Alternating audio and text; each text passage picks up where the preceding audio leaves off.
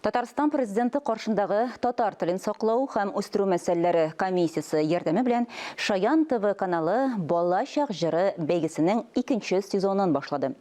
Татмедиа акционерлык җәмгыятендә узган матбугат конференциясе конкурсның үзенчәлекләренә багышланды.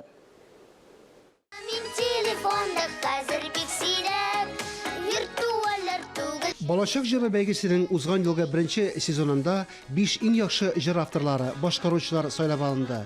Бәйге әлегә татарча заманча балалар җырларының азрак булуын күрсәтте. Балалар өчен җырлар ул бик күп дип әйтерсез, бәлки бәхәсләшерсез дә минем белән, ләкин менә ничә ел инде бу тәҗрибәгә таянсак, балалар өчен җырлар гомумән алганда бик аз. Һәм әлбәттә бүгенге көндә безнең балалар үзләре борчыган проблемалар турында, бәлки үзләре борчыган мәсьәләләр турында җырларга тиештер. Яшәешебез гаҗәеп тиз ритмда үзгәрә, алга бара. Хәзер балалар белемле, кыю һәм һәр нәрсәгә карата үз фикерләре бар. Шуңа күрә балалар өчен җырлар иҗат итүдә җиңел түгел. Яшь, тавыш үзенчәлекләрен исәпкә алып, балаларның үз җырларын тудырырга кирәк. Балалар өчен җыр язу, балалар өчен язудан кыенрак. Беренчедән, аларның башкару мөмкинчелегенә таянып язырга кирәк әсәрләрне. Менә кичкенә генә бер мисал, диапазон мәсәлән әйтәбез. Олы кешеләргә җыр язган чакта иң күп 2 октава дибез инде без әйме диапазон.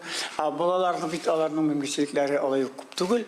Аларга кичкенәрәк октава диапазонны дибез инде язырга кирәк.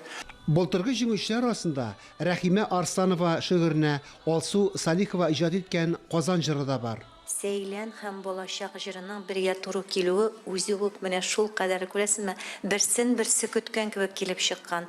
Һәм менә бу тема күтәрелергә тиеши һәм Шаян ТВ аны күтәреп алып, менә шушындый дәрәҗәгә җиткерүе әлбәттә бу бик отышлы булды. Һәм бу бәйгеләрнең дип әйтим әле, аларның киләчәге булыр. Балалар җырларын, балаларның үзләреннән дә гадел һәм дөрес бәяләүчеләр юктыр. Җәмил Хәбибрахмановның да үз фикере, үз бәясе.